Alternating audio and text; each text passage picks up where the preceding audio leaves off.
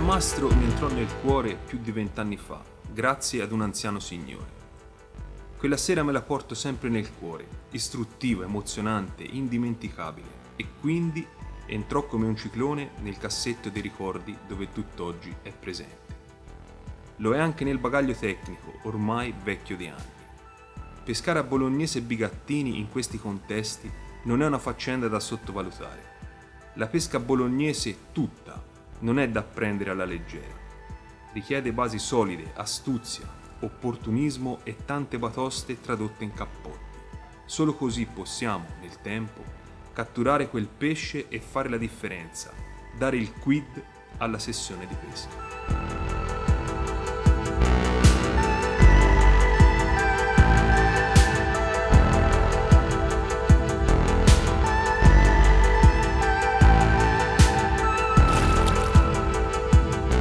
Nella vita, come nella pesca, non si nasce imparati.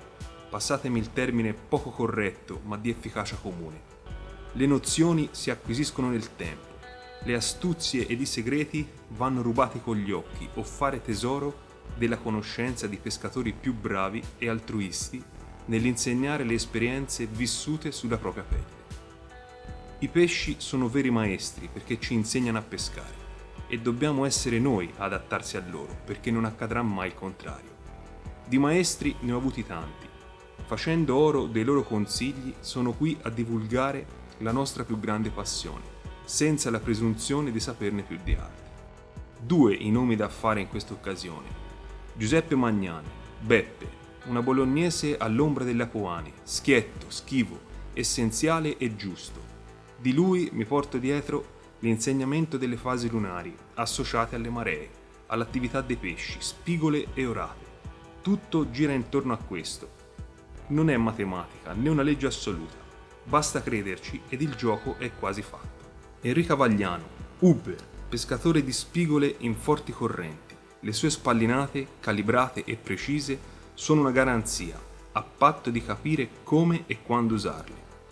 La 5x5 cattura pesci in ogni dove, se manovrata nel modo giusto. Del resto è solo una geometria di piombi sferici di diversa misura. Non può fare tutto da sola.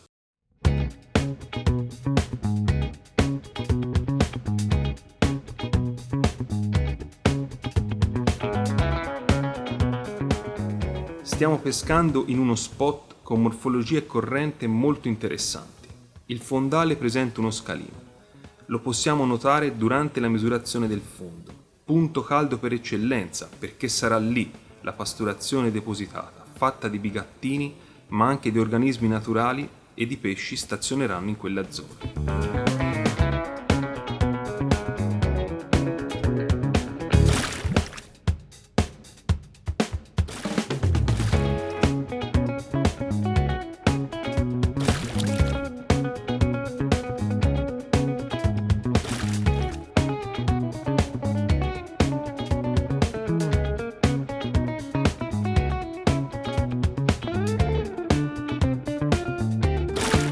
Dovremo essere bravi a leggere l'acqua, i movimenti di corrente, seguendo l'andamento del galleggiante una volta in pesca e solo dopo un'attenta analisi inizieremo a pasturare con i bigattini sfusi lanciati a fionda. Poche larve, ma in modo continuativo, soprattutto nei momenti di corrente favorevole.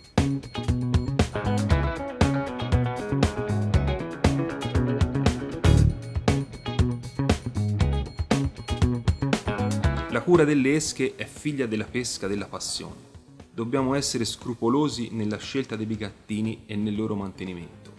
Le larve dovranno affondare bene, forare subito la pellicola superficiale. Il consiglio è quello di comprarle oggi per pescarci tra qualche giorno, tenendole in un sacchetto di stoffa con della farina di mais in un luogo asciutto. Questa le sgrasserà a dovere, togliendo l'umidità. Caleranno di dimensione, ma saranno micidiali per la pasturazione preventiva. Per l'innesco ne acquisteremo un pugno di quelli freschi, con una vistosa macchia nera. Saranno più grandi, morbidi e vitali.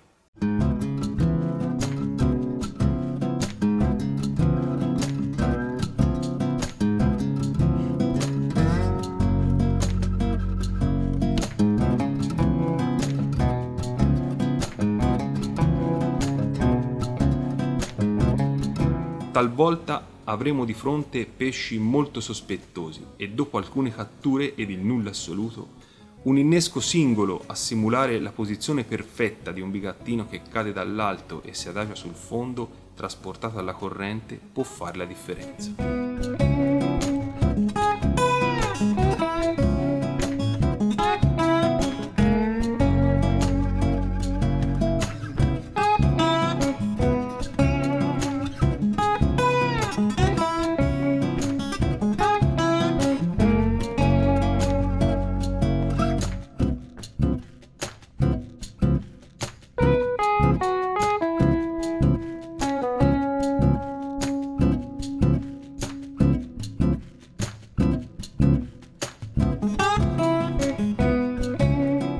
Dobbiamo essere morbidi nella presentazione dell'esca e molto naturali.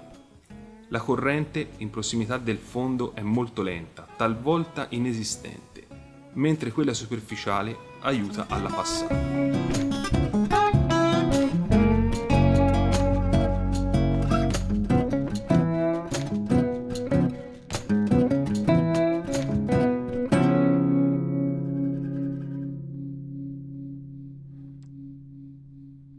Un 5x5 realizzata con pallini che vanno dalla misura 10 alla 8 su 130 cm di lenza madre dello 0,14 a tarare un galleggiante di 0,75 grammi è stata la soluzione più giusta nelle condizioni di oggi.